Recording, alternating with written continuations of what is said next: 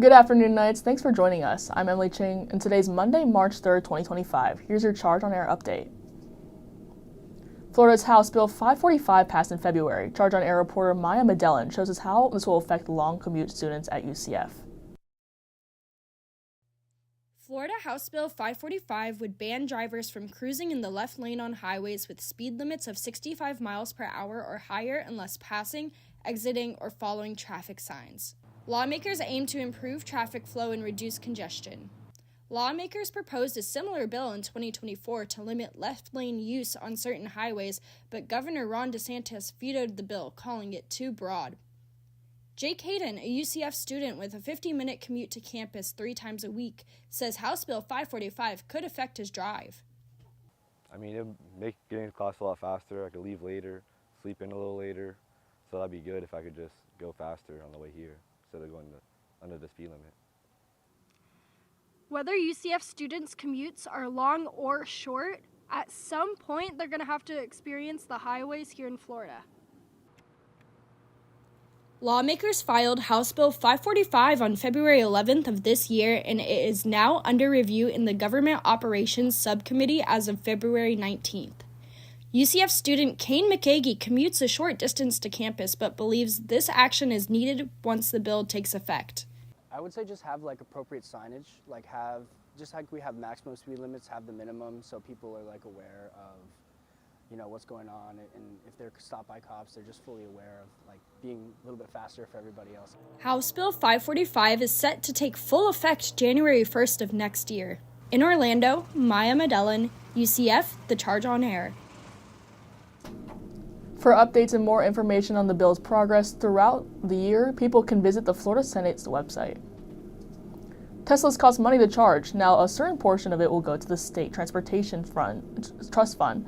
Charge on Air reporter Grace Goodwar takes us through what this effect can have.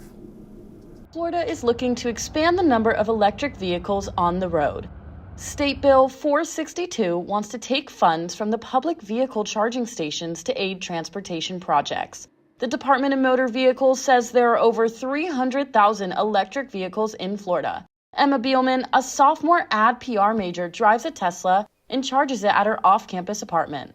My apartment here has chargers. They're slower, but they cost pretty much nothing, so it's not really too much of an issue for me. When charging a vehicle, 6 cents per kilowatt will go to the State Transportation Trust Fund.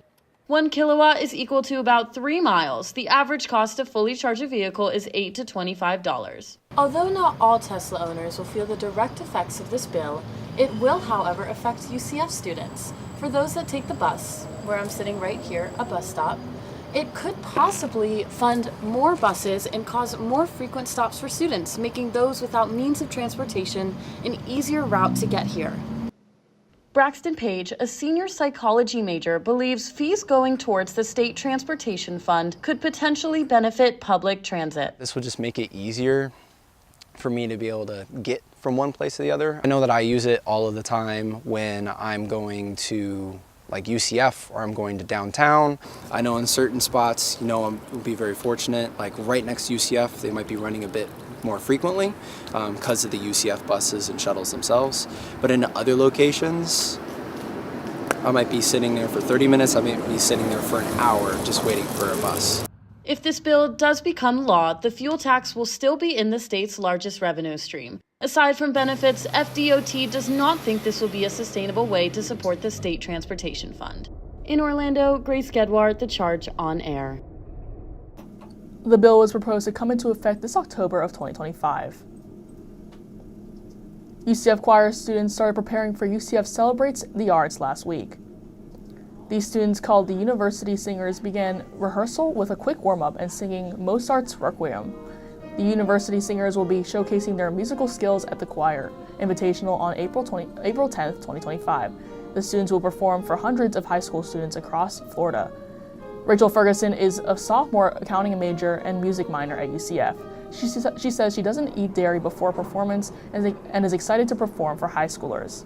I hope students take away that choir doesn't have to be completely boring and classical, because we're going to be doing a lot of different pieces. Some that have more of a modern flair, and they can see the true variety of vocal music at UCF.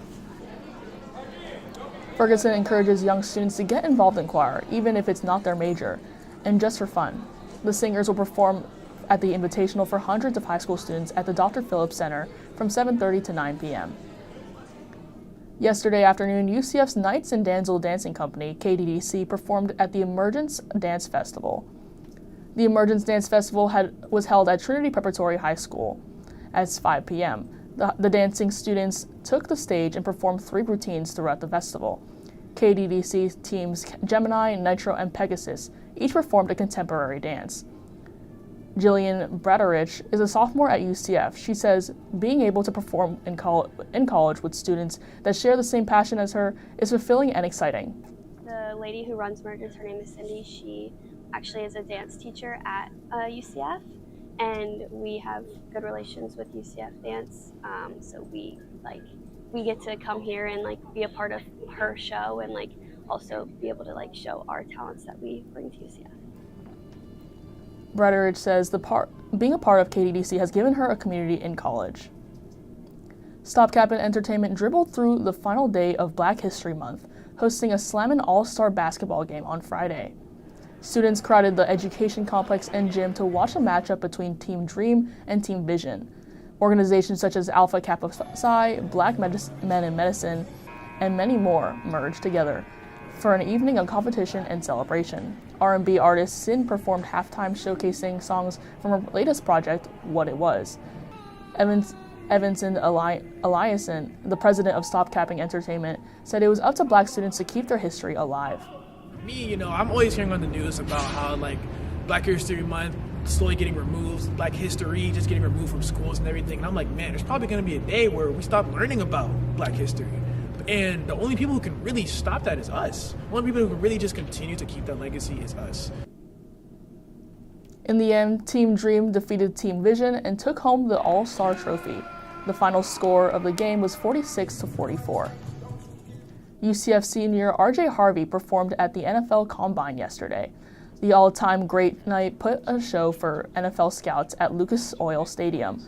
According to NFL.com, Harvey ran a 40-yard dash of 4.4 seconds, a 10-yard split of 1.5 seconds, and a vertical jump of 38 inches.